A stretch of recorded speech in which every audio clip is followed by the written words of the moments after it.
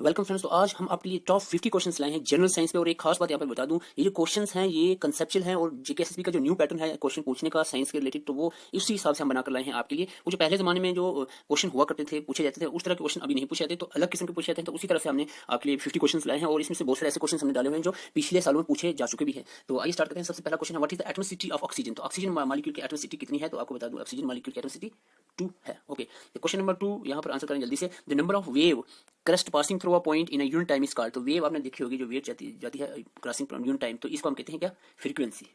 Okay, तो question number 3, which of the following country is known as the country of winds. तो country of winds किसको कहा जाता है? डेनमार्क को कंट्री ऑफ विंड्स कहा जाता है। ये क्वेश्चन पूछे गए हैं और इस तरह के क्वेश्चन पूछे भी जाते हैं। विच of the following is an example of inexhaustible natural resources. Inexhaustible हुआ जो खत्म नहीं होती, यानी इसका मतलब इसका मतलब रिन्यूएबल रिसोर्सेज। रिन्यूएबल रिसोर्सेज कौन सी है इसमें? एयर, जो खत्म नहीं होती, इनएग्जॉस्टिबल रिसोर्सेज। बाकी तीनों जो है वो एग्जॉस्टिबल रिसोर्सेज हैं। तो क्वेश्चन नंबर 5 का आंसर करें, which of the following friction is also known as kinetic friction. तो इनमें से कौन सी फ्रिक्शन को काइनेटिक फ्रिक्शन कहा जाता है? तो इसका राइट आंसर है सी, जो स्लाइडिंग फ्रिक्शन है इसको काइनेटिक फ्रिक्शन भी कहा जाता है। क्वेश्चन नंबर 6 का आप जल्दी से आंसर करें, the complete breakdown of pyruvate to give carbon dioxide water energy in a cell called takes place. तो आपको ये क्या बता रहा है? यानी पायरुवेट जो होता है इसको तोड़कर जो कार्बन डाइऑक्साइड वाटर एनर्जी बनाते हैं, यानी ये बात चल रही है रेस्पिरेशन की। तो ये रेस्पिरेशन जो है कहाँ पर होती है? माइटोकॉन्ड्रिया में होती है। एनर्जी बनती है और स्टोर होती है कहाँ पर होती है? माइटोकॉन्ड्रिया, जिसको power house of the cell भी कहा जाता है। तो इसके बाद बता दो, क्लोरोप्लास्ट जो किचन ऑफ द सेल भी इसको कहते हैं। इसके अंदर ग्रीन कलर का पिगमेंट क्लोरोफिल होता है जो सनलाइट को ट्रैप करता है, फोटोसिंथेसिस में हेल्प करता है, खाना बनाने को, प्लांट में जो फूड बनता है उसमें हेल्प करता है। इसके बाद गोल्गी एपरेटस, ये ऑर्गेनली है सेल की। साइटोप्लाज्म सेल का इंटरनल एरिया होता है, न्यूक्लियस के बाहर का जो एरिया होता है सेल वॉल के, सेल मेम्ब्रेन वॉल के अंदर, उसको साइटोप्लाज्म कहते हैं। क्वेश्चन नंबर 7 की बात करें, which of the following has the lowest energy in electromagnetic spectrum के हिसाब से अगर हम देखें तो सबसे लोएस्ट एनर्जी किसकी होती है? रेडियो वेव्स में सबसे लोएस्ट एनर्जी होती है। Okay, the amount of electric charge flowing per second. तो आपको पता है amount of electric charge flowing per second को सिंपल सी टर्म में आपको जल्दी से बताना है, इसको क्या कहते हैं? इसको हम कहते हैं इलेक्ट्रिक करंट। इलेक्ट्रिक करंट की यहाँ पर डेफिनेशन ही है, amount of electric charge flowing per second is called electric current. ये क्वेश्चन पूछा गया है पीछे किसी एग्जाम में। The chemical symbol of AG. तो एजी का सिंबल बहुत सिंपल है। एजी किसका सिंबल है केमिकल? तो ये है एजी, सिल्वर का सिंबल है। ओके, व्हाट डज द, मैंने एक्सप्लेनेशन नहीं लाई है क्योंकि वीडियो बहुत लंबी हो जाती है तो अपलोड होने में प्रॉब्लम होती है। तो नेक्स्ट में वीडियो में एक्सप्लेनेशन लेकर आऊंगा। टाइम भी कम यहाँ आप लोगों का ज़्यादा लेना चाह रहा हूँ, इसलिए एक्सप्लेनेशन ज़्यादा मैंने रखी नहीं है। What does the letter H in the ozone depleting gas HFC indicates.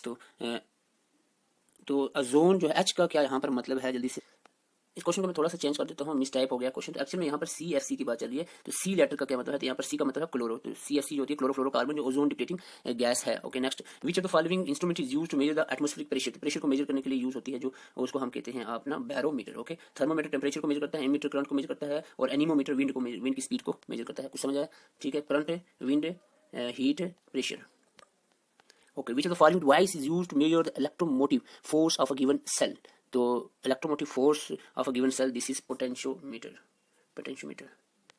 Question number 13, which of the following organ is known as food pipe in human body. बहुत सिंपल क्वेश्चन है। फूड पाइप ओसोफेगस को कहते हैं। ठीक है, trachea को wind pipe कहते हैं, और स्टोमैक जो है इसके अंदर HCl होता है, हाइड्रोक्लोरिक एसिड HCl, तो जो बहुत ही जिसका pH लो होता है। गाल ब्लैडर में जो बाइल जूस होता है जो लीवर प्रोड्यूस करता है वो स्टोर होता है गाइल ब्लैडर में। तो यहाँ पर फूड पाइप ओसोफेगस को कहा जाता है। Which of the following vitamin also known as biotin. तो बायोटिन B7 को कहते हैं। विटामिन से क्वेश्चन तो बनता ही है, बायोटिन यहाँ B7 को कहा जाता है। Question number 15, the rate of change of velocity with respect to time. बहुत सिंपल है, rate of change of velocity with respect to time acceleration को कहते हैं। ठीक है, इस तरह के क्वेश्चन डेफिनेशन के पूछे जा सकते हैं। एक्सेलरेशन को क्या कहते हैं? Which of the following term denotes the disease outbreak that spread across the countries. ऐसी बीमारी जो कंट्रीज में जिन पूरी दुनिया में फैल जाए, इसको पैंडेमिक कहते हैं। ठीक है, पैंडेमिक। तो विच of the following unit is an example of CGS। तो CGS सिस्टम की यूनिट कौन सी यूनिट है? तो ये है आपकी यहाँ पर I think centimetre. Yes, is centimetre.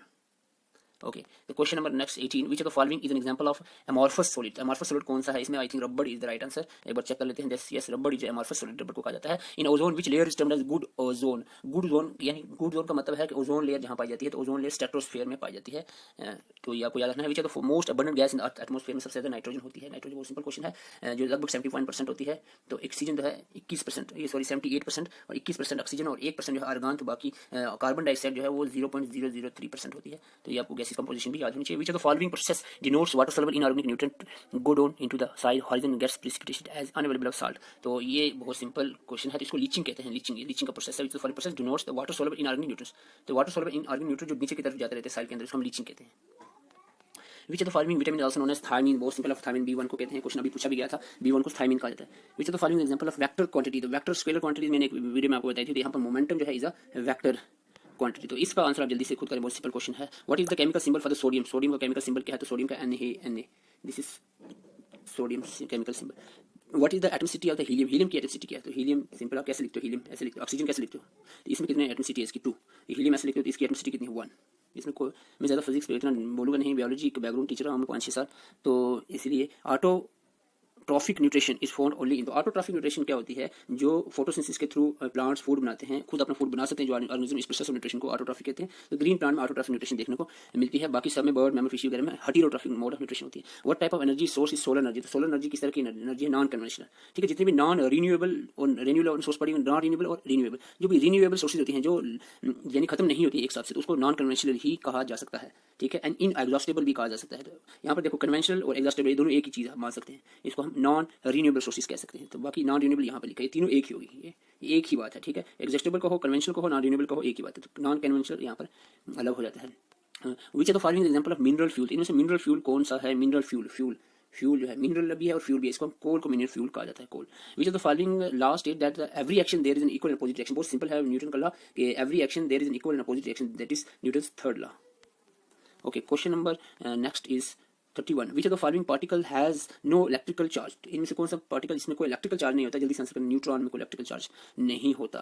उसके बाद बात करें डेंगू इज काज्ड बाय, तो डेंगू बीमारी किससे होती है? डेंगू वायरस से होती है, तो dengue is viral disease. Bacterial disease ये आपको याद है, एक सेकंड वीडियो पास करके इसको एक पर नजर लगा लो। बैक्टीरियल डिजीज में पहले भी बता चुका हूँ, लेकिन अभी नहीं याद, आपने याद नहीं की है अभी तक मुझे पता है, तो ये आपने याद है TTT, PPP और CL, ये 8 बीमारियां हैं बैक्टीरियल, टोटल 8 नहीं है, इंपॉर्टेंट 8 है, यही अक्सर आपको देखने को मिलती है। तो ये 8 का नाम और इनके कॉजेटिव एजेंट किससे होती है बीमारी, आप जल्दी से याद कर लो, ठीक है। टाइफाइड, टेटनस, ट्यूबरकुलोसिस, तो इनके causative agent. Okay, which of the following is not an infectious disease, तो इन्फेक्शियस इसमें से ये स्कर्वी नहीं है, ये विटामिन सी की कमी से होती है स्कर्वी, तो बाकी तीनों इन्फेक्शियस है, टाइफाइड भी इन्फेक्शियस है, ये भी, और डेंगू भी इन्फेक्शियस है। ओके, क्वेश्चन नंबर 34 की अगर हम बात करें, 34 क्या कह रहा है? Stress is in SI unit is express, stress की एसआई यूनिट पूछी जा रही है, तो एसआई यूनिट में स्ट्रेस एक्सप्रेस कैसे होता है? Newton per square metre, newton per square metre, stress newton per square metre. Which of the following metal is mostly used for filament of electric bulb, ये इलेक्ट्रिक बल्ब में आपको जो यहाँ पर टंगस्टन यूज होता है, जिसका बहुत ही हाई मेल्टिंग पॉइंट होता है, इसलिए ये यूज होता है बल्ब के अंदर tungsten. Which law is also called law of inertia, तो लॉ ऑफ इनर्शिया हम कहते हैं न्यूटन के फर्स्ट लॉ को लॉ ऑफ